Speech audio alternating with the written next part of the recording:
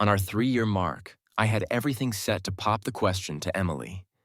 Little did I know, before I could even get down on one knee as her boyfriend, her first love Ryan, would swoop in kneeling before her with a proposal of his own. Emily glanced shyly at Ryan, her eyes sparkling with happiness, while the crowd around us buzzed with cheers and taunts, making me feel like the odd one out. I forced a smirk and clapped, casually tossing the bouquet to the ground. Well, looks like you two are off to a great start. Wishing you both endless love and a lifetime together. Emily's smile faltered, and she quickly tried to explain. Ryan just needed to practice his proposal scene, and I was helping him out. I curled my lips in disdain. So you took the spot I worked so hard to prepare? Before Emily could respond, I pulled out my ring and flung it at Ryan. Got a ring ready? If not, why not use mine? I planned everything today down to the last detail. I even invited a bunch of people to celebrate our future together. Turns out it was all just a joke for everyone else. Emily was taken aback when she saw the ring box I threw. Ryan looked at me with an innocent expression. Whoa, I had no idea you were planning something. I interrupted sharply. Are you blind? Couldn't you see what's happening? Everyone here knew except you. Strangely, my words seemed to spark something in Emily. Jake, can't you just be nice? Do you have to be so harsh? Suddenly, the room went silent. Everyone was staring between Emily and me, confused about why she was so protective of Ryan. It wasn't just them. I was confused too. Ever since Ryan came back, things between Emily and me shifted. Her attention was all over Ryan. Every fight we had, she blamed it on helping Ryan as his assistant. I used to accept that, but now I saw it was all a lie. Seeing I wasn't backing down, Emily grabbed Ryan and headed for the exit. She never even glanced at the ring I dropped. She paused and shot me a fierce look as she passed by. Think carefully, Jake. Did you go too far today? Hearing them leave, I laughed bitterly. I laughed at my misplaced sincerity and how I had loved someone like Emily all these years. The crowd thought I was losing it and rushed to console me. Amid their comforting words, my eyes turned cold, and a certain determination settled in my mind. Emily came from a great family and was stunning, making her everyone's crush at school. Naturally, I liked her too, even if it was just me feeling it. Everyone knew Emily had a boyfriend, though no one had actually seen him. But it was clear she was really into him. So when Emily kissed me, it felt unreal, like a dream I wanted to stay in forever. She told me she had broken up with him and asked if I wanted to be with her. I knew the allure of a first love, but I was willing to give it a shot. In the 3 years we dated, I was always the one making moves, always proactive about our relationship. I never dared to hope Emily loved me deeply. As long as she tried to like me, that was enough. We acted like a normal couple until Ryan came back and everything changed. I always thought Emily was the quieter one in our relationship, but Ryan showed me wrong. Between them, Emily was the one taking the lead. Ryan got all the attention I never did. Saying I wasn't jealous would be a stretch, but Emily was still my girlfriend, so I stubbornly believed she still cared for me. When Emily stayed over at Ryan's place for the first time, I told myself she was just helping him out. But as their visits became more frequent and their bond stronger, I couldn't fool myself anymore. Every time I brought it up, Emily would get pissed and we'd argue, but I'd always beg for her forgiveness the next day because I loved her more. Maybe Emily knew I'd always ask for forgiveness, thinking she was too favored to care. Until today, during the proposal, I saw the anticipation and excitement in her eyes and realized she might never have truly loved me. She might never have pictured a future with me. In the end, I saw off all our friends one by one and started cleaning up the meticulously arranged proposal setup. I picked up the discarded ring box from the floor and opened it. Inside was the ring I had carefully designed. But Emily would never get the thought I put into it because she didn't love me, just like today. Except for that brief moment of surprise, she didn't even glance at the ring. There was a photo wall in the room, but there were barely any pictures of Emily and me together. I thought she just didn't like taking photos. But after adding Ryan as a friend, I realized it wasn't that Emily disliked photos. It was just with me. She was happy taking tons with Ryan. She was down in the kitchen she hated for Ryan. She traveled miles to get Ryan's favorite snacks because he asked for them. She stayed by Ryan's side all night when he was sick and comforted him when he was down. And me, her so-called boyfriend, got nothing. I had to nurse my wounds alone. I tried to resist all of this, but all I got was Emily's cold stares and impatient tone. After tidying up the room, I noticed my face was wet. I reached out to wipe it and realized I was already in tears. At that moment, my phone buzzed with Ryan's Weibo update. Because of Emily, I kept a close eye on Ryan's social media. There were no photos, just a caption. Feeling off today, but grateful for my little cat to keep me company. Instantly, I felt a sharp pain in my heart and couldn't breathe. No one understood better than I did what that little cat meant. I closed my eyes, almost picturing Emily curled up in Ryan's arms right now. When I got home, everything felt familiar, yet pained my chest. This home, every corner arranged by me. Thinking back, Emily probably never thought about a future with me. I walked to my room like a zombie and lay on the bed, but my eyes landed on the camera in the corner. I once dreamed of being a photographer, capturing the landscapes I wanted to see. In school, everyone said I had a free-spirited vibe. I often imagined being a photographer with no fixed place but a full heart. But I put down my camera for Emily and chose to settle here. Back then, I thought Emily was the most beautiful view I could ever have. I got up, gently wiped the dust off the camera, and my mind wandered to words I once said. I quickly turned on my computer and found the expedition team I'd been following.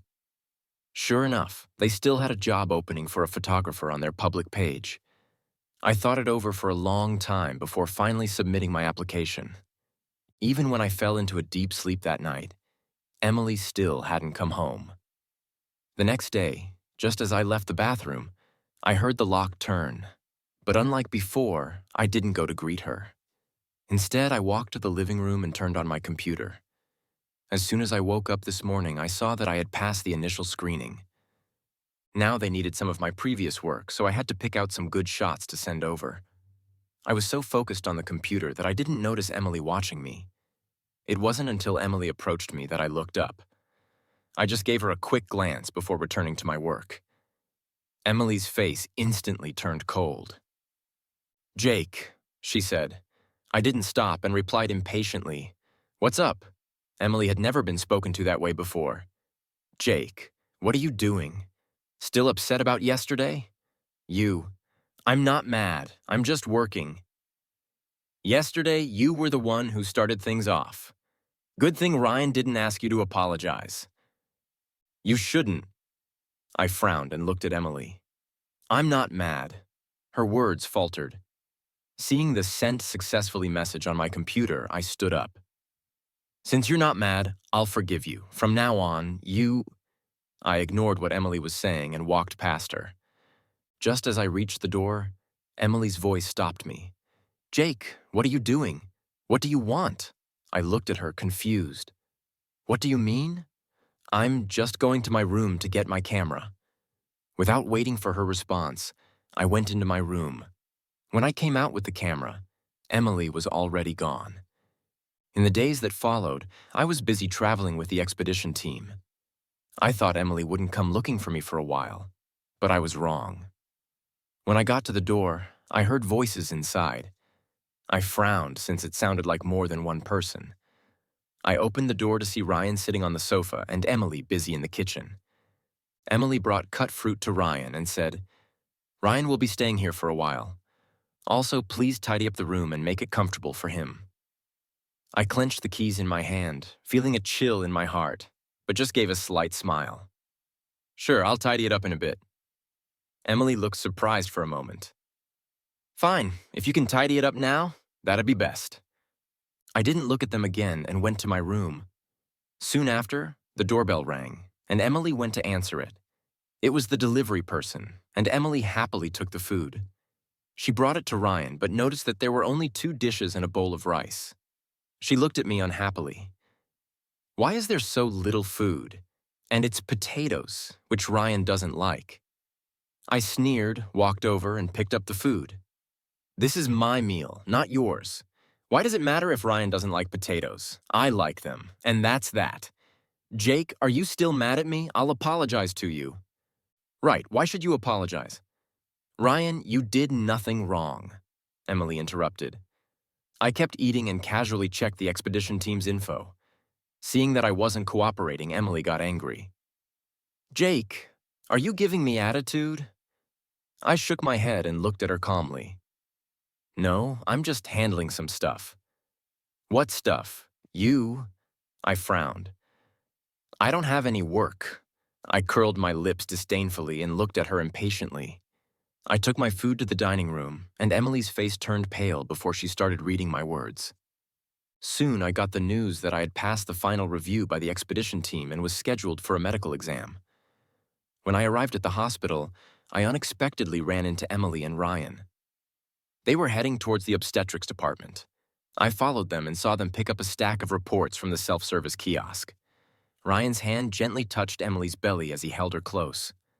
They didn't notice the report that fell from their hands. I carefully bent down to pick it up. It was a pregnancy test and a paternity test report. The mother's name was Emily, and the father's was Ryan. At that moment, I felt every bit of blood leave my body. I walked out of the hospital like a zombie. They already had a child. So what did that make me? Ryan, climbing up in his career, would never publicly acknowledge Emily. What was Emily planning?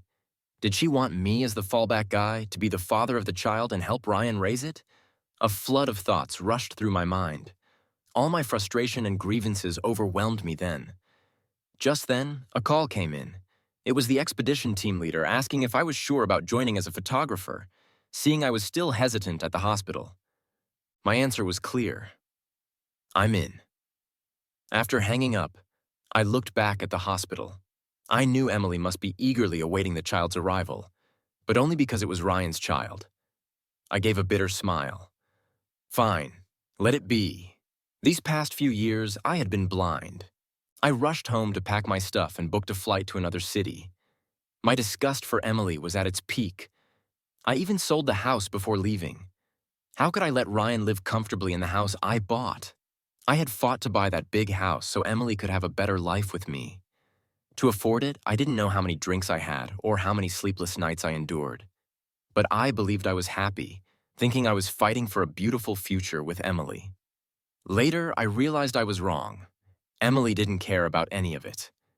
Even during tough times, as long as it was with Ryan, she was willing. Thinking about this, I shook my head, trying to stop dwelling on Emily. I turned off my phone and boarded the plane. As soon as I landed, I saw messages from Emily. You sold the house? Are you crazy, Jake? Where are you? Answer the phone. You're not answering my calls. What do you want? Jake, you'll regret this. I raised my eyebrows, surprised at how quickly the real estate agency worked, but it made sense. The house had a good location and lighting, and I priced it right. No surprise it sold fast. I didn't reply to Emily and decisively deleted her contact. Her messages reminded me I hadn't deleted her info. I quickly removed all contact details related to Emily and unfollowed Ryan on Weibo. In hindsight, I realized how ridiculous I was, constantly monitoring Ryan. For Emily, I had turned into a jealous fool. I looked up at the endless blue sky and took a deep breath. But it's okay. My new life was about to begin. I didn't get any more messages from Emily. I guess she didn't care to reach out. She was probably secretly happy. After all, with me out of the picture, Ryan could step in. A month passed, and during this time, I traveled to several cities with the expedition team. This was the life I had once dreamed of. It wasn't until I had it that I realized how much I had missed. But now, it wasn't too late to enjoy it. One day, after finishing a task at dawn, the team leader announced we had a few days off. I thought about how my place was just in the neighboring city, so I booked a flight home. As soon as I reached my doorstep, I was completely stunned. After regaining my composure, I tried to act like I hadn't seen anyone. But as soon as I took a few steps, Emily blocked my path. Seeing her there, an inexplicable impatience surged in my heart. I pulled out an expensive cigarette from my pocket and started smoking. The nicotine helped me resist the urge to leave. Why haven't you replied to my messages all this time? Emily's words broke the silence between us. I looked up at her again. She had lost weight, and her face showed signs of weariness and exhaustion. I rarely saw her look so haggard.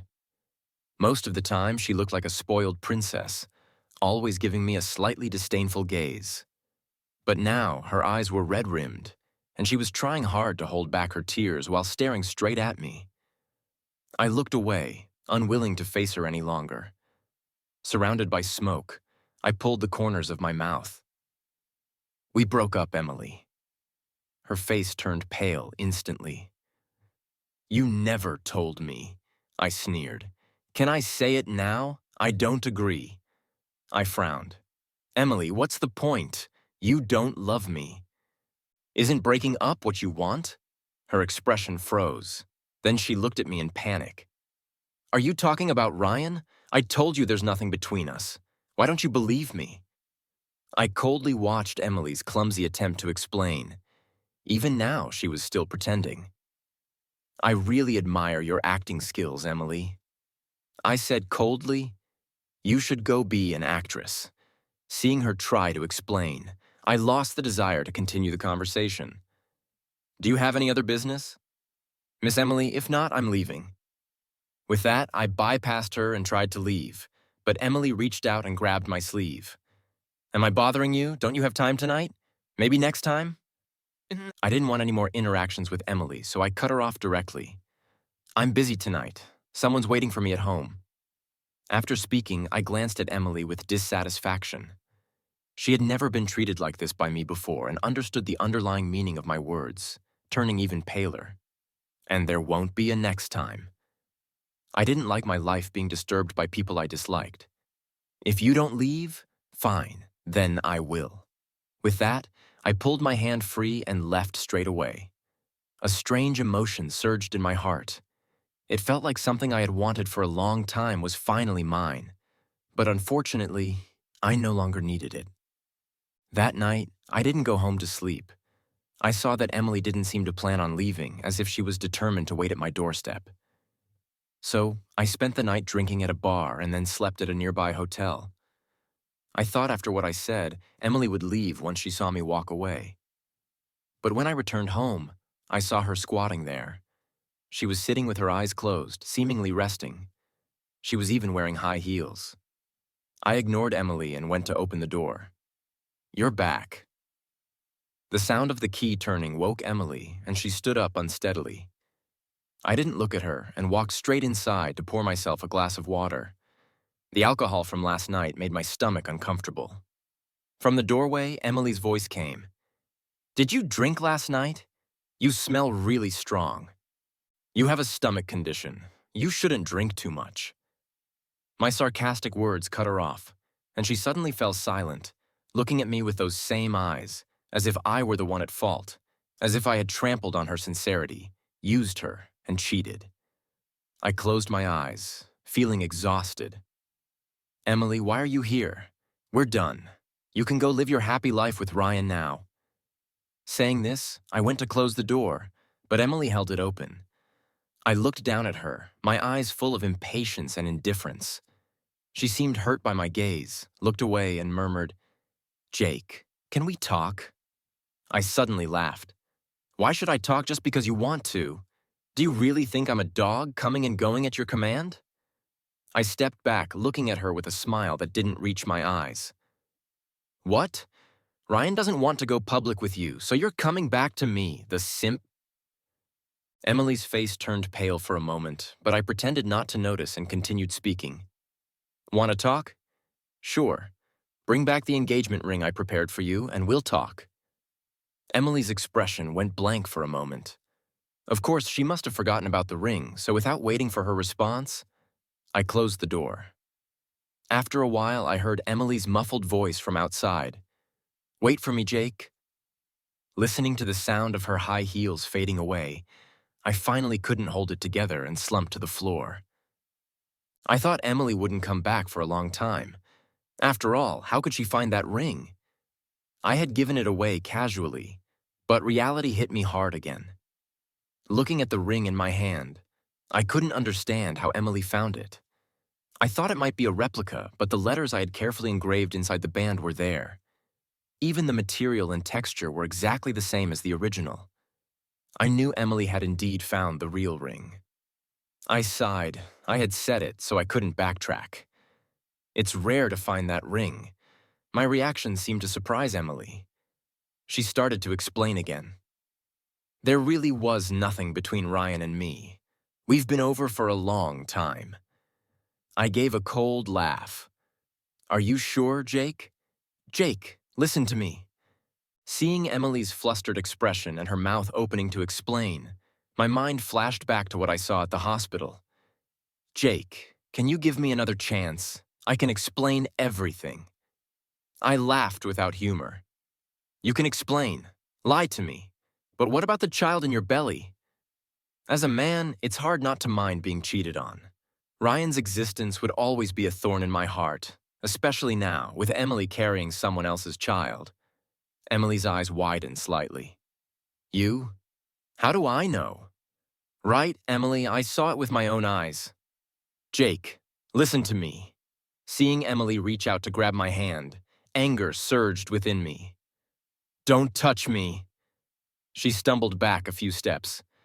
Jake, what right do you have to ask for my forgiveness? You're carrying another man's child. Why should I forgive you? Looking at Emily's pained expression, I couldn't help but feel a flicker of satisfaction. But this satisfaction was mixed with other swirling emotions inside me. I turned my eyes away, afraid that if I looked at Emily, I might soften. Enough. Go back. Don't come looking for me anymore. I have things to do. I turned and walked towards the kitchen, planning to prepare lunch. Emily's tearful voice sounded behind me. Jake, didn't you say that if I found the ring, you'd consider talking to me? Haven't we talked enough? Besides, now you're the one begging me. I get to decide how this goes, don't I? I turned and looked coldly at Emily. Emily, this is what it's like to be a simp. Oh, I forgot. I was the one simping for you. I smirked. Go back, Emily. You're just not used to being without your caretaker. Or maybe you just need someone to clean up your mess.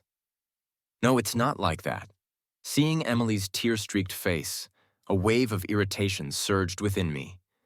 I grabbed her hand and dragged her to the door, closing it quickly before she could react. Soon after, I heard Emily's sobs outside the door.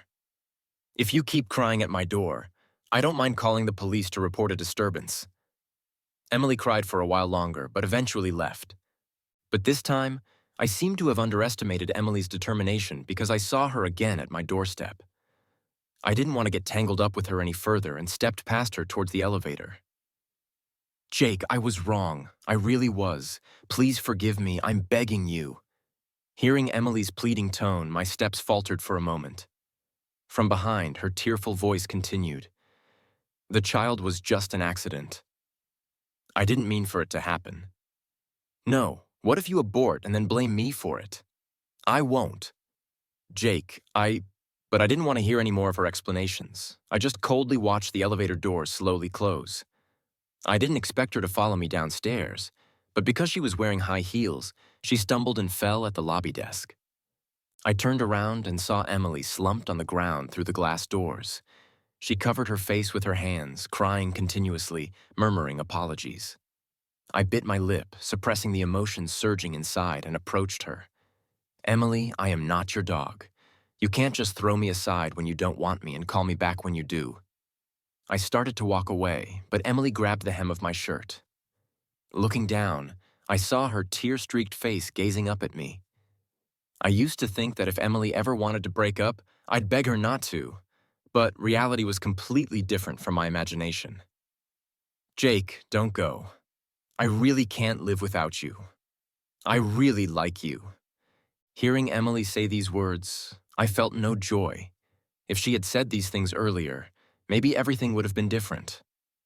I pulled her hand off my shirt. Emily, I still say the same thing. We are done. That's it. With that, I stood up and quickly walked away.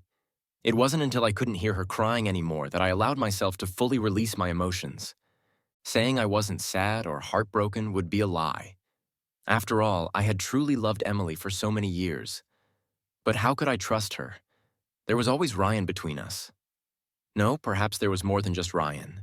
From the beginning, our statuses were unequal, and it was wrong from the start. That night, I tossed and turned, unable to sleep, with the image of Emily crying on the ground flashing in my mind. The first thing I did when I got up was call the security guard to ask if there was anyone lying near the elevator. When I heard, no, my heart finally felt at ease. I thought Emily had finally given up. After all, I hadn't seen her looking for me in over 10 days. An unknown emotion surged within me. I couldn't tell if it was relief or regret, but it didn't take long before I saw Emily by the roadside. She looked weaker than she did a while ago. I wanted to pretend not to see her, but she walked straight towards me. There was no avoiding it, so I didn't bother. I pressed my lips together and looked at her, silently asking what she wanted. She seemed very weak, and her voice was faint. "Jake, I've aborted the child. Can you give me another chance now?" I was stunned on the spot, but before I could react, Emily collapsed to the ground. I quickly picked her up and rushed her to the hospital.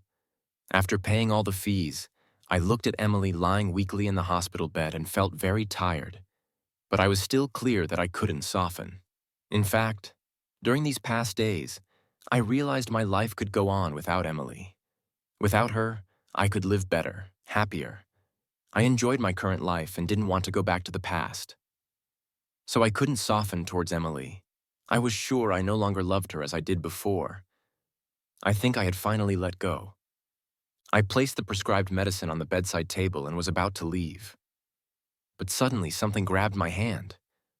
Looking down, I saw that Emily had woken up at some point and was holding on to my hand. Unwilling to let go, I sighed. "Emily, we can't go back to how things were. Why are you doing this? Why can't we go back? I already... Do you think it's just because of the child?" I couldn't help but shout at Emily. But seeing her hurt expression, I softened my tone. "You know we can't go back to how things were." Tears slid down her cheeks, and she pressed her lips together without speaking, still gripping my shirt tightly. I opened my mouth, wanting to say something, but could only sigh. "Jake, are you worried about Ryan? I've already resigned. There's nothing between us. I've truly always loved you."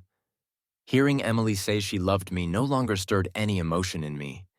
I just couldn't distinguish my feelings for her at first. Later, I realized I didn't love her. It was just youthful resentment. The child was also just an accident from a drunken night. I interrupted her before she could continue. "Emily, I can't get over it. Every day that I'm with you, I imagine you two kissing. And besides, Emily, I don't love you anymore. Please don't come back to bother me." Emily wavered at my words, and I knew they had hurt her. But I had to be harsh because I couldn't leave her any hope. Only this way, it would be better for both of us. After I finished speaking, Emily didn't say anything more. The room fell silent, and Emily lowered her head, lost in thought. I wasn't in a hurry, just waited quietly for her to understand. After a while, Emily's muffled voice echoed in the room. "Jake, is there really no chance at all?" My gaze fell on the bustling street outside, the noise forming a sharp contrast with the silence in the room. Scenes from the past few years flashed through my mind. I smiled. Yes, the night I proposed. My love for you began to fade. I felt the hands holding mine tighten, followed by something wet falling on my hand. I knew Emily was crying again. It was rare before. She rarely showed too much emotion for me. Now, almost every time she saw me, she cried. I felt the grip on my hand gradually weaken. I knew Emily had given up. "The medicine is on the table. Remember to take it." With that, I turned and left the room. As the door closed, Emily's tearful, "I'm sorry," reached my ears once more. The hallway was bathed in sunlight, covering me. I looked at the closed door, and a complex emotion surged within me. Behind that door were my 3 years of youth, the love I had given with all my might. But perhaps life would always have regrets, so I didn't need to be trapped in the past. Now I should embrace the future that belonged only to me with all my strength. After that, Emily never bothered me again. The focus of the expedition team gradually shifted overseas. I spent less and less time in the country. The next time I saw Emily was at my wedding. I was greeting guests at the entrance when someone brought over a pair of wristwatches. There was also a note with handwriting I knew all too well. It was Emily's handwriting. In 10 miles of spring breeze, I congratulate you on this auspicious day. May you have peace, joy, and fulfillment of your wishes. I looked up and caught a glimpse of a white figure leaving. It looked like she was fleeing in haste. I smiled and put the note back in its place. Perhaps this was the best ending for Emily and me.